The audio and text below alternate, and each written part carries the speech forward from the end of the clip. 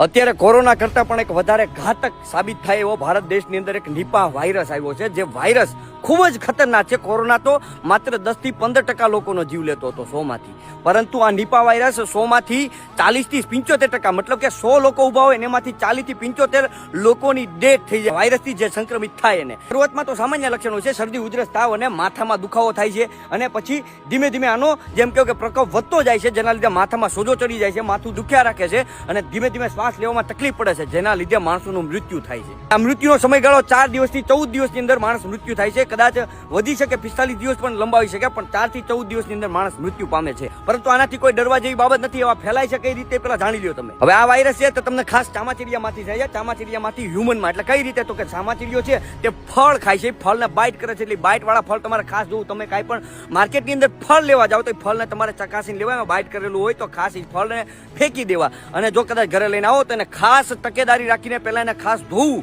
અને પછી જે ફળને ખાવાના. પછી જે ઓલા ખજૂરનો રસ પીતા હોય છે એ પણ ખાસ ધ્યાન રાખજો. અને ભૂંડમાંથી પણ ફેલાય છે, એ વસ્તુથી ખાસ ફેલાય છે. એટલા માટે કોઈ પણ વસ્તુ તમે બહારથી લાવો તો એને ખાસ ધોઈને ખાવી. આટલી વસ્તુની ખાસ તકેદારી રાખશો તો આપણા દેશમાંથી આ નિપા વાયરસ ગાયબ થઈ જશે. એટલા માટે પોતાના હરેક મિત્રો અને પરિવારને આ વિડીયો શેર કરો. આનાથી કોઈ ડરવાની જરૂર નથી, પણ હા, સાવધાન રહેજો અને સતર્ક રહેજો. આ વિડીયોને હરેક પરિવારના મિત્રોને શેર કરજો, જેનાથી હરેક લોકો જાગૃત બને.